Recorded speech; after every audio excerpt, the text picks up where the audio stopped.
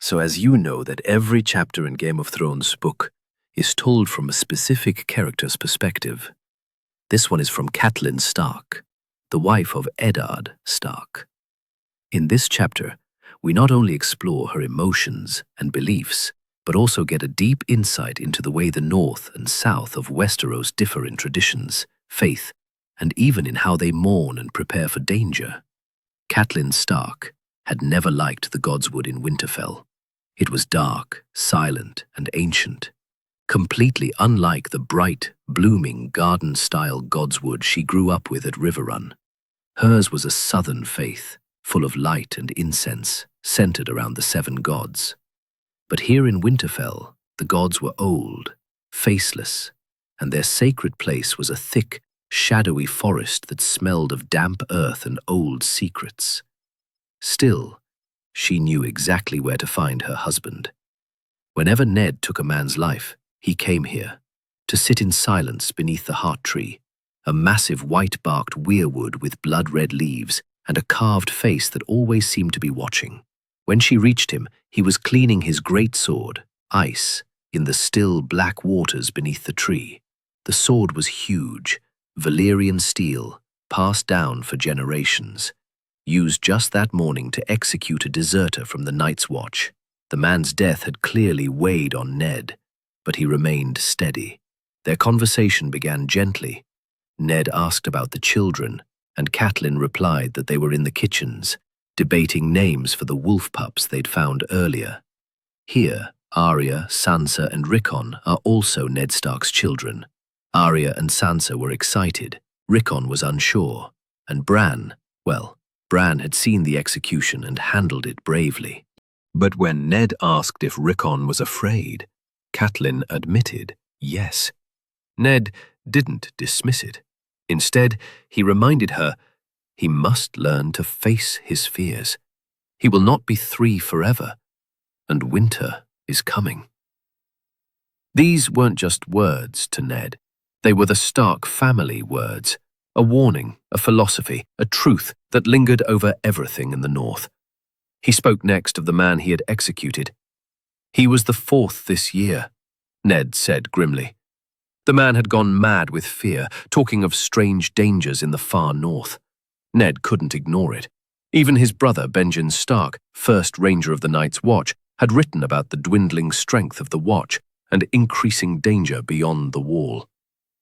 Ned mentioned Mance Rayder, the so-called King Beyond the Wall, and suggested that war might come one day. Catelyn, disturbed, reminded him that there are worse things than wildlings beyond the Wall, things from the old stories, but Ned gently dismissed it, calling them tales from Old Nan. According to the Maester, the others never existed, but Catelyn brought up a strong point. Until that morning, no one had seen a direwolf either, not in generations. Finally, Ned asked what had brought her out here. Catelyn gave him the news, gently but directly. Jon Arryn is dead. Ned's reaction showed how deep the loss ran. Jon had been more than a mentor. He had been like a father to Ned during his youth at the Eyrie, and later he had become family when Ned married Catelyn and Jon married her sister Lysa. Jon had also been the hand of the king, a powerful and trusted advisor to Robert Baratheon. Ned asked immediately about Lysa and Jon's son. Catelyn said they were safe, returned to the Eyrie, though she wished they had come to Riverrun instead. The high mountain castle was no place for grief. But her uncle Brynden, now Knight of the Gate, would care for them. Ned encouraged her to visit Lysa and take the children too. But Catelyn had more news. The king himself, Robert, is riding to Winterfell.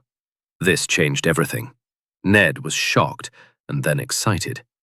Robert had given no notice, just decided to come. With him would be the Queen, Cersei Lannister, her children, and likely half the royal court. Catelyn warned him that the Queen's brothers were also in the party, especially concerning since Ned had always distrusted the Lannisters. They had joined Robert's rebellion only when victory was near, and Ned had never forgotten that Despite his annoyance at the sudden visit, Ned softened when he thought of seeing Robert again.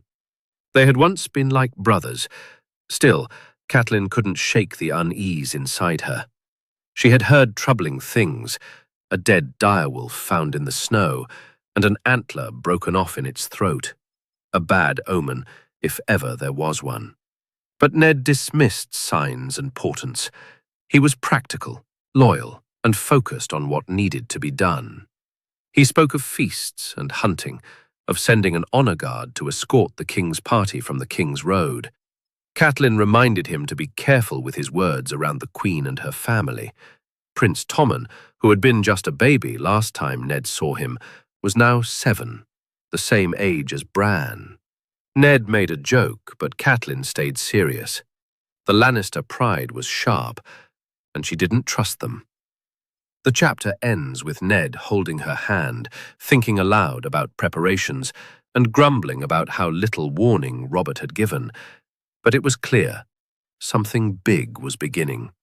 A shift in the winds, a reunion that could bring joy or danger. And with that news, the long summer in the north starts to crack, letting in the first winds of change. So that was Chapter 2 of A Game of Thrones. If you enjoyed it, don't forget to like the video, subscribe to the channel, and press the bell icon so you never miss the next chapter. And if you haven't watched the earlier chapters, click here to check them out.